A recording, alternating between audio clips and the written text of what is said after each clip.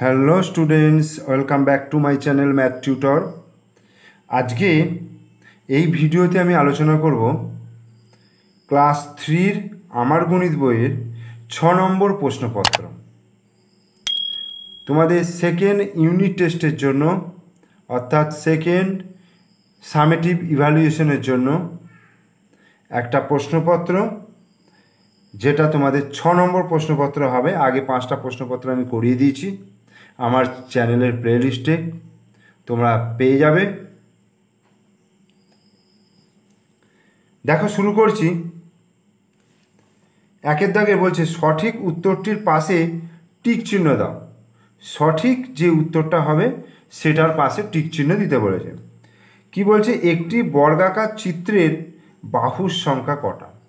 তাহলে একটা বর্গাকার চিত্র কেমন দেখতে হয় তোমরা নিশ্চয়ই দেখেছো।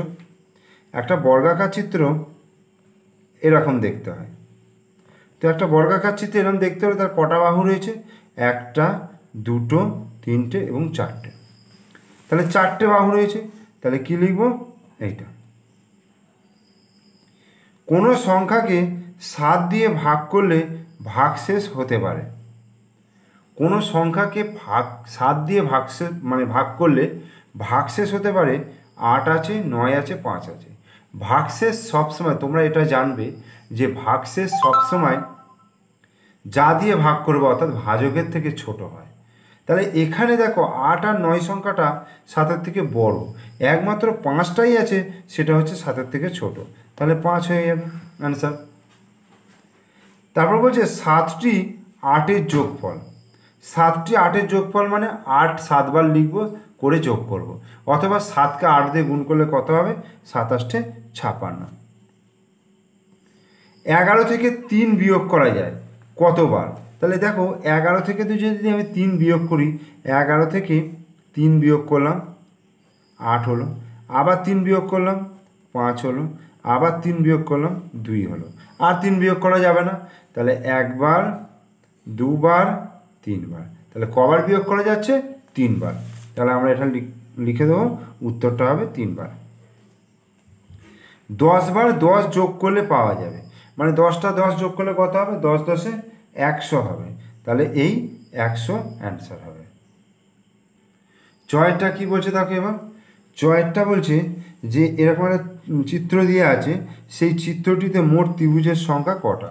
তাহলে চিত্রটা কেমন দিয়ে আছে বলো তো? এরকম। তাহলে প্রথমেই দেখো, এই একটা চিত্র, মানে এটা একটা ত্রিভুজ আছে, আবার এর মাঝখান দিয়ে ডিভাইড করলে এখানে একটা, এখানে, তাহলে 1টা 2টো আর এই গোটাটা একটা, তাহলে 3টে। তাহলে চিত্রটিতে মোট ত্রিভুজ সংখ্যা কত হয়ে গেল? 3টি। একটি কলার দাম 3 টাকা হলে 2 জোড়া কলার দাম কত? একটি কলার দাম 3 টাকা। দেখো, 2 জোড়া কলা মানে কত? 1 জোড়া মানে কটা? 1 জোড়া মানে কটা কলা? 2টি কলা। তাহলে 2 জোড়া মানে কতগুলো কলা? 2 × 2, তার মানে কতগুলো হলো? 4টি কলা হলো। 2 জোড়া কলা মানে কটা কলা হলো? 4টে কলা। তাহলে একটা কলার দাম 3 টাকা হলে তাহলে 4টি কলার দাম কত হবে? 4 × 3, অর্থাৎ 4 × 3 = 12। বোঝা গেল? তাহলে 4টে কলা 3 দিয়ে গুণ করলাম, অ্যান্সার হয়ে গেল 12। তাহলে এখানে হয়ে যাবে 12 টাকা। জোড় সংখ্যা গুণিত বিজোড় সংখ্যা। জোড় সংখ্যাকে বিজোড় সংখ্যা দিয়ে গুণ করলে কি পাবো? জোড় সংখ্যা পাবো না বিজোড় সংখ্যা পাবো, না জোড় বা বিজোড় 2 পাবো।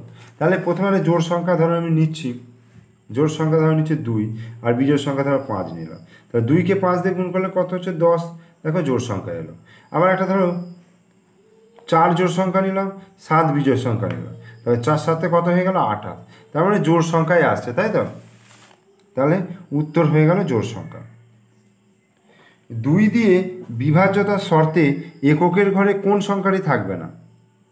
এককের ঘরের সংখ্যা যখন 0, 2, 4, 6, 8, তখন সেগুলোকে বলা হচ্ছে জোড় সংখ্যা, এবং সেইগুলোকে 2 দিয়ে ভাগ করা যায়। তাহলে 2 আর 4 আছে, কিন্তু 3টা হবে না। 3টে হলে বিজোড় সংখ্যা হয়ে যাবে। 1 টাকা সমান কত পয়সা? 1 টাকা সমান হচ্ছে 100 পয়সার সমান। এবার দেখো, 2-এর দাগের কয়েকটা কি বলছে? বিস্তৃত করে গুণ করতে বলছে, অর্থাৎ 148কে 5 দিয়ে গুণ। দেখো, আমরা 148কে 5 দিয়ে গুণ করে দেখাচ্ছি। 148 × 5, তাই তো? তাহলে প্রথমে এই 148টাকে এদিকে লিখলাম আর 5টাকে এদিকে লিখলাম, ঠিক আছে। এবার দেখো 148কে যদি ভাঙি তাহলে 100 হলো, 40 হলো, 8 হলো। এবার কি গুণ করবো? 100কে 5 দিয়ে গুণ করবো, তাহলে 100 গুণিত 5 কত হয়ে গেল? 500। 40 গুণিত 5 কত হবে? দেখো 4 5-এ 20 আর একটা 0, 200 হলো। আর 8 গুণিত 5, 5 8-এ কত হয়ে গেল? 40 হয়ে গেল। তাহলে এইবার 500, 200 আর 40 যোগ করব। 500, 200 আর 40 এগুলো যোগ করলাম। 0, 4, 5 আর 2 7, 740, ঠিক আছে। তাহলে 740 উত্তর হয়ে গেল, ঠিক আছে। আমরা ওটা কিন্তু তোমাদেরকে বিস্তৃত করে আমি দেখালাম, এইভাবে করে এটা করে যোগ করতে হবে। এবার তারপরের অঙ্কটা কি বলছে? ভাগ করে ভাজ্য, ভাজক, ভাগফল ও ভাগশেষ নির্ণয় করো 405কে 6 দিয়ে।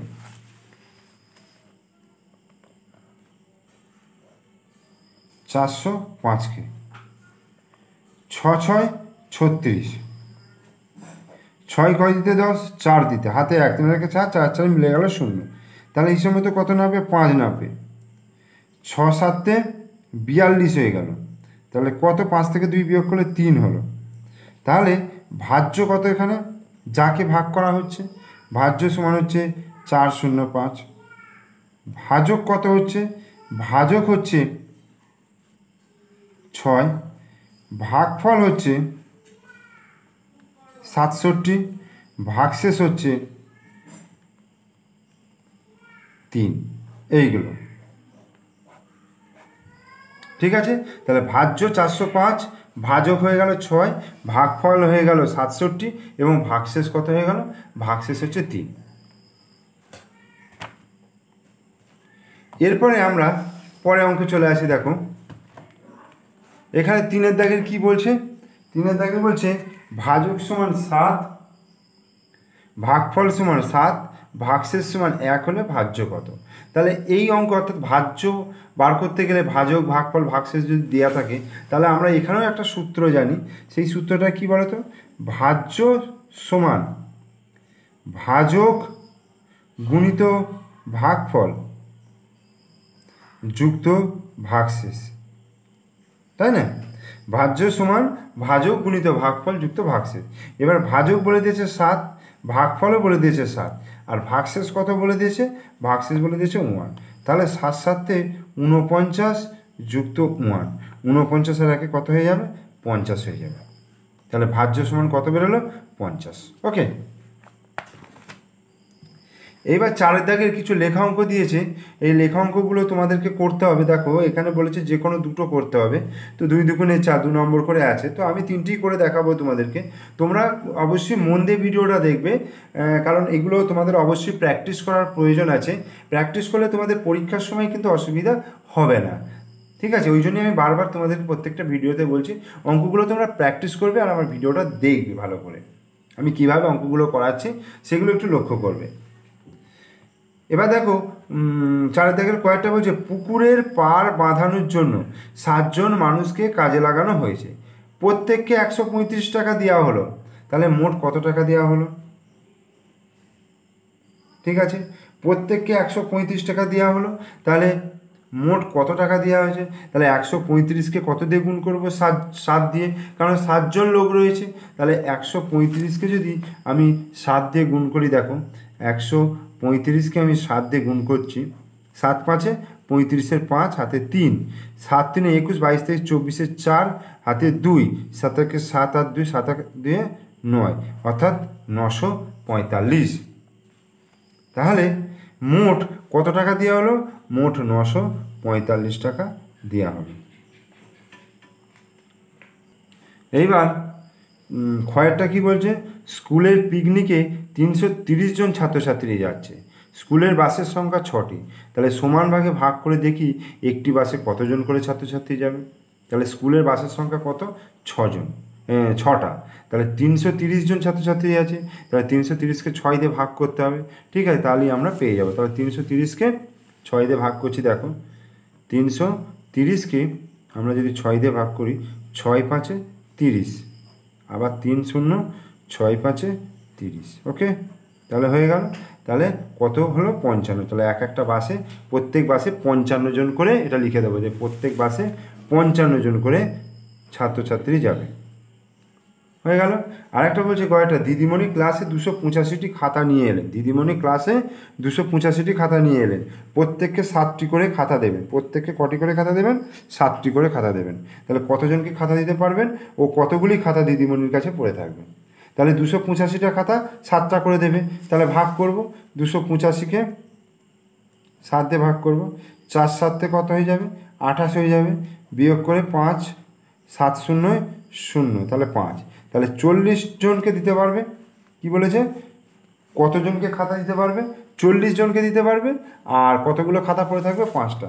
তাহলে উত্তর হয়ে যাবে 40 জনকে আর 5টি খাতা পড়ে থাকবে। বোঝা গেল? তাহলে 4 দেওয়ার ক খ গ 3টি করে দিলাম। তাহলে এর সঙ্গে আমাদের 6 নম্বর প্রশ্নপত্র শেষ হলো। আর ভিডিও যদি ভালো লেগে থাকে তাহলে অবশ্যই লাইক করে দিও। আর তোমরা আমার চ্যানেলে নতুন দর্শক হলে অবশ্যই চ্যানেলটিকে সাবস্ক্রাইব করবে, পাশে থাকা বেল আইকন প্রেস করবে। ওকে, বাই বাই।